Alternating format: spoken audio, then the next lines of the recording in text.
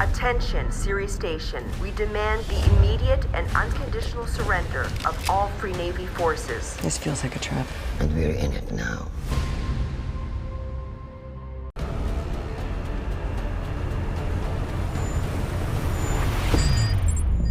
Missile lock. Take the shot.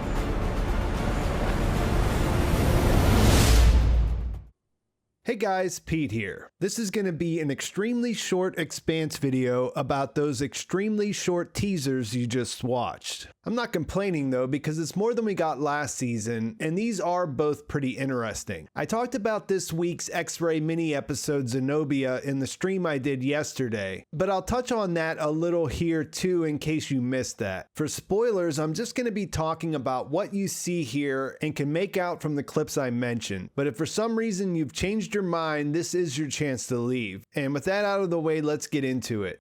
The "It's Getting Real on Ceres Station" clip brings back a character we haven't seen since season 3. Back then, she was the MCRN captain on the Hammurabi. I went back to revisit her scenes earlier from season 3 episode 5 Triple Point and ended up getting sucked in and watched the entire episode. So many great moments in that one. You had Amos and Prax, Naomi apologizing to Holden for how she went about giving the protomolecule to Fred and telling him about Filip, Admiral Wynn shooting Souther and then blowing up the UN ship the Jimenez, Jules-Pierre Mal deciding to turn May into a hybrid after Katoa got too far along to communicate, Bobby being full-on obsessed about fighting a hybrid one-on-one, and Avasarala trying to get Holden to bring back a protomolecule sample for Earth. It's an all-timer episode, and Captain Carino played a crucial role that made a lasting impression. She got the intel that Avasarala sent with Sinopoli, who you might remember tried to retake the Rossi and failed with his crew after they were saved by them. And Carino had to make a decision that could have got her in trouble for treason if things went wrong.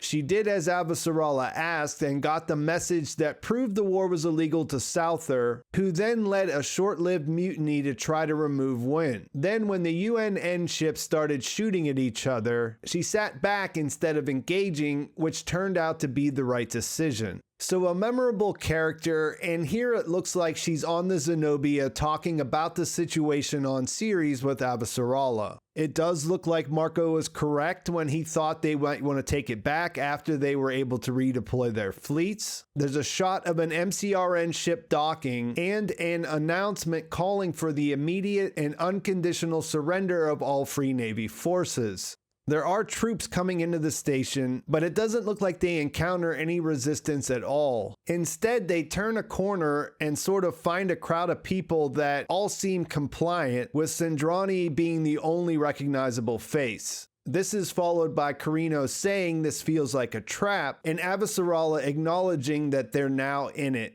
There's not much more to say about this. There is a shot of Monica wearing some protective gear that we saw her wearing in the preseason trailers. And of course, there's no sign of Marco, who in the second teaser we see is on the Pella getting ready to engage in battle. This one I can't say as much about, but it was posted with the question, can Filip prove himself to Marco? Which sort of feels like a trick question in a way. But they are sitting side by side behind the weapons controls on the Pella. They're looking at a ship that could look kind of familiar if you look at it closely, and Filip tells his father that they have missile lock, meaning they can take a shot, which Marco tells him to do. Considering that they're on the opposite sides of each other in this war, you could look at this hypothetical of what would Filip do if he found himself in a situation where he might have to kill his own mother. Those are the kind of tough decisions you have to make in war sometimes, especially when your parents are fighting on opposite sides very close to the action. It's something to think about.